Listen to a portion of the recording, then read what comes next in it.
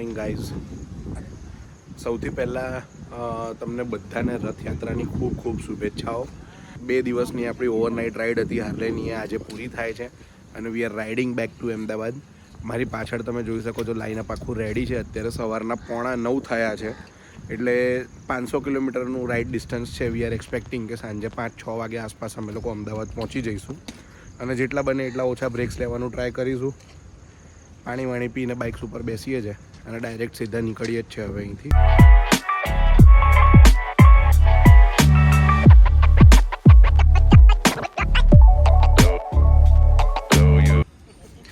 किच्चड़ का बदला ले रहे लिया पार्टी.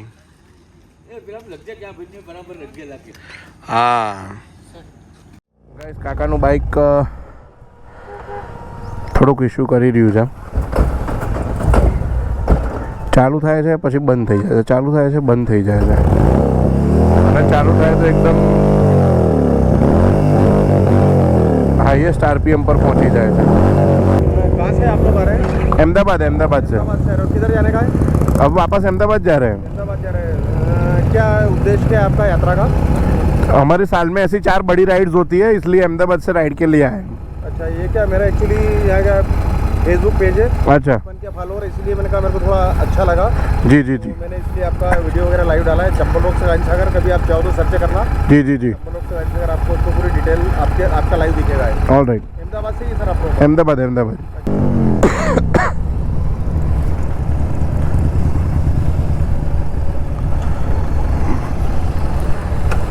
નથી થતું કાકા? હવે ક્લચ પ્લેટની બી સ્મેલ આવવા લાગી છે. તમે અડધા ક્લચે કદાચ થોડુંક ચલાવ્યું હશે ને. એમાં ફ્યુઅલ પંપનો સાથે ફ્યુઅલ પંપ કન્ટિન્યુઅસ કામ નથી કરતો. પહેલાં થોડો બંધ હતો.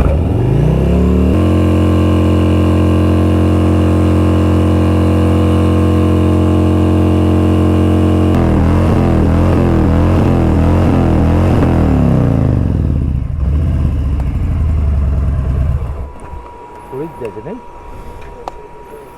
મેં થોડું ગરમ થઈ જાય પરફોર્મન્સ બદલાય. નહીં તો તમે લોકો નીકળો છો, હું બાઇક અહીંયા મૂકી દઈશ, ગાડીઓમાં જતો રહીશ અને પછી આ રીતે કરાવવું પડશે.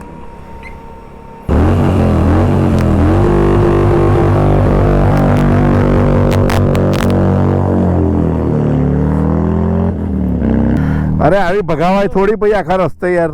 તું કાકાની બાજુમાં અને આગળ પાછળ એવું ના કરતા. હમણાં કાકો થોડો ના ના ના તું આગળ વધ, એની પાછળ જા. કાકાથી હમણાં થોડું દૂર રહેજો, કારણ કે કાકાની બાઇક ગાઈસ, કાકાની બાઇકની સ્થિતિ એવી છે એમ કે હવે એને ફૂલ થ્રોટલ પર ચલાવવું પડે, પણ ફૂલ થ્રોટલ પર ચલાવવું એ બી કંઈ પ્રેક્ટિકલ સોલ્યુશન તો છે નહીં પ્રોબ્લેમનું. દિસાગર ડેમ છે, અહીંયાથી ડેમનો વ્યૂ બહુ જ સરસ છે, હું તમને બતાવું. વિચારે હતો કે અહીંયા ઊભા રહીને ફોટોગ્રાફી કે એવું કંઈક કરીશું, પણ હવે ઊભા નહીં રહી શકીએ. ફટાફટ નીકળીએ જ છે આગળ. જોઈ લો ગાઈસ ડેમ. અત્યારે બધા ગેટ્સ બંધ છે.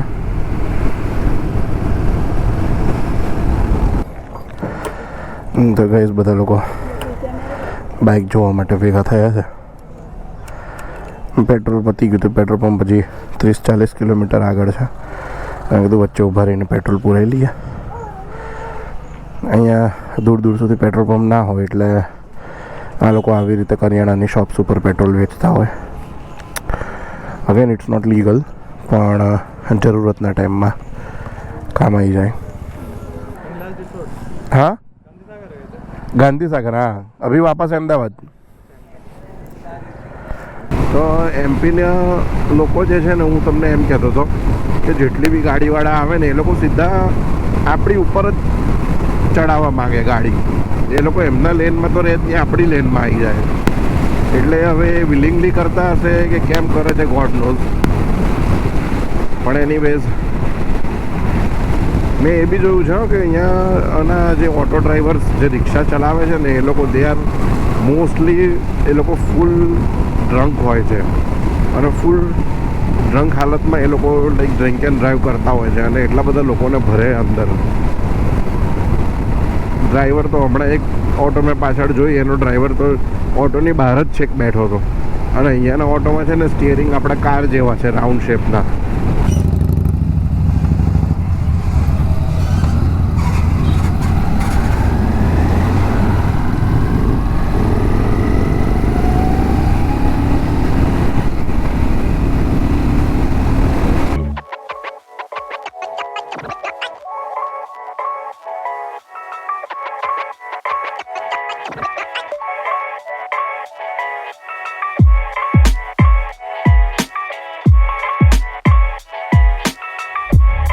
થોડો રસ્તો ભૂલી ગયા હતા એટલે કન્ફ્યુઝન. પછી back to the track. Ahmedabad છે 288 કિલોમીટર્સ અને અત્યારે ટાઈમ થયો છે 12:55 એટલે ઓલમોસ્ટ 1 વાગ્યા છે. અને ઉદયપુરની આ માઉન્ટેન રેન્જીસ હવે દેખાવાની ચાલુ થઈ ગઈ છે રસ્તા પર. હા, તો કન્ફ્યુઝન એવું હતું કે આપણે લોકો એરપોર્ટ થઈને જવાનું કે પછી આ જ હાઈવે પકડી રાખવાનો. પણ જ્યારે ગૂગલ મેપમાં બરાબર ઝૂમ આઉટ કરીને જોયું ને તો આ રસ્તો ઉદયપુર બાયપાસથી નીકળે છે. એટલે પછી અમે લોકો આવતા બી આ રસ્તેથી જ આવ્યા હતા. ઉદયપુર બાયપાસથી જ આપણે નીકળી જવું છે કેમ કે સિટીમાં એન્ટર થવું નથી અત્યારે ટ્રાફિકમાં. આ ઇમરાનભાઈ, કિરણભાઈ ને જીગરભાઈ 3 જણા જતા રહ્યા હતા યુટર્ન મારીને. એટલે એ ત્રણેયને પાછા બોલાયા અને બસ હવે કન્ટિન્યુ કરીએ છીએ આ જ હાઈવે પર આગળ. હજી મને લાગે છે અડધો કલાક પછી કદાચ અમે લોકો લંચ માટે કેમ ઊભા રહીશું. અમદાવાદ હવે રહ્યું છે 250 કિલોમીટર્સ. પણ અમે લોકો મક્ખનવાલા ઢાબા અહીંયા લંચ માટે ઊભા રહ્યા છે.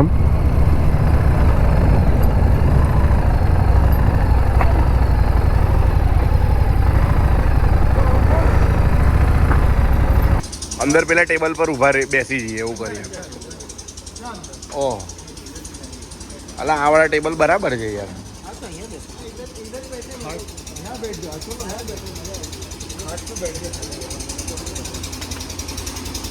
ચાલો નીકળી ગયા છે ગાઈઝ અમે લોકો અહીંયાથી. અને હવે ડાયરેક્ટ સ્ટોપ લઈશું આપણે લોકો હિંમતનગર હોટલ આશીર્વાદ. ત્યાં ચા પીશું અને પછી ત્યાંથી સીધા ઘરે.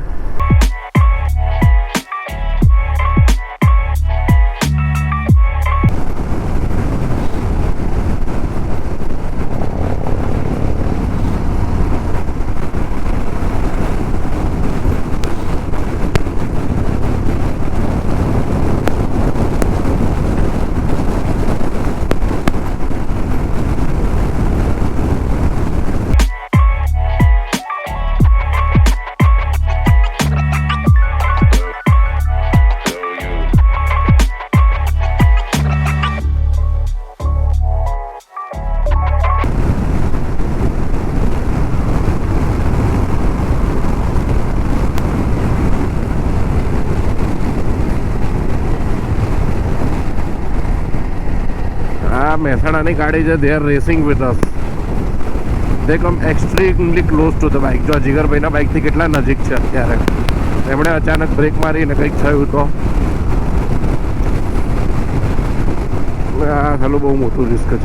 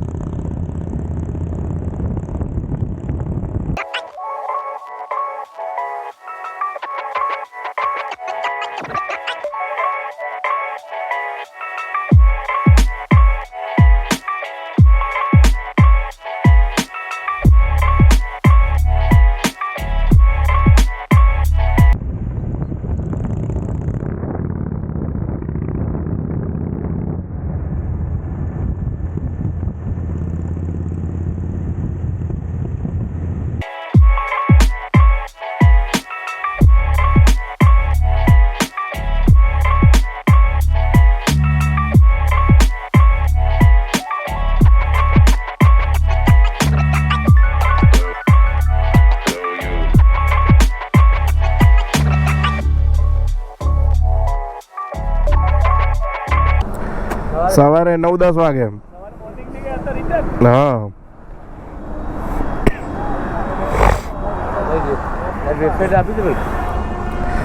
અરે એ લોકો એકચ્યુઅલી છે ને ક્યારના આપણો ફોલો કરતા હતા અને અથડાતા 2 વાર રહી ગઈ. એટલે મેં કીધું ઊભી રાખી દો પછી.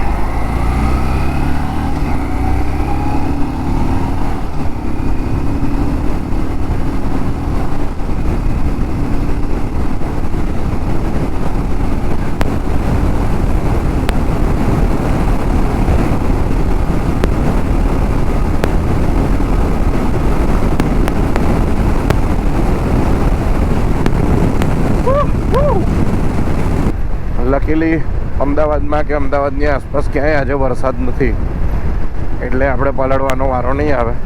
એમને એમ કોરા ને કોરા ઘરે પહોંચી જઈશું. એ જ આપણો લેફ્ટ સાઈડનો સાઈડ મિરર પડી ગયો. ક્યારનો હિંમતનગરથી લૂઝ થઈ ગયો હતો એ, અને લટકીને નીચે જ આવી જતો હતો, લટકીને નીચે આવી જતો હતો. પણ હમણાં મેં કીધું લાય ચેક તો કરું, મિરર સીધો કરું, ટ્રાય કરું, કદાચ જો થોડો સ્ટ્રોંગલી ફિટ થતો હોય તો. પણ જ્યારે નજર નાખી તો જેવી રીતે તમે જોઈ શકો છો, બૂમ, આ બાજુનો ઇન્ટેક્ટ છે, આ બાજુનો ગયો. અને બંને બાજુના મિરર્સ લૂઝ તો થઈ ગયા હતા, ટાઈટ તો કરવાના જ હતા, પણ કંઈ વાંધો નહીં. હવે ટેલેન્ટ છે બાકી, હો, ગજબ ટેલેન્ટ છે. રોડની વચ્ચોવચ્ચ પોલીસવાળા ઊભા છે. થોડીક જગ્યા તો રાખવી જોઈએ ને પબ્લિકને આવવા જવા માટે. તમે અમારી સેફટી માટે છો એ બધી વાત સાચી, પણ ધેટ ડઝન્ટ મીન કે આ પીક અવર્સમાં તમે ટ્રાફિકને ડિસ્ટર્બ કરો. આ કાકા વર્ષોથી અહીંયા ફ્લૂટ વગાડે છે, જબરજસ્ત વગાડે છે. અલગ અલગ ફ્લૂટ કાકા દર મહિને કસકથી અલગ અલગ ફ્લૂટ લઈ આવે છે. જો ગાઈસ, ગઈકાલે આપણે ત્યાં માઉન્ટેન્સમાં સનસેટ જોતા હતા નેચરની વચ્ચે. આજે અમદાવાદ સિટીમાં અર્બન સનસેટ.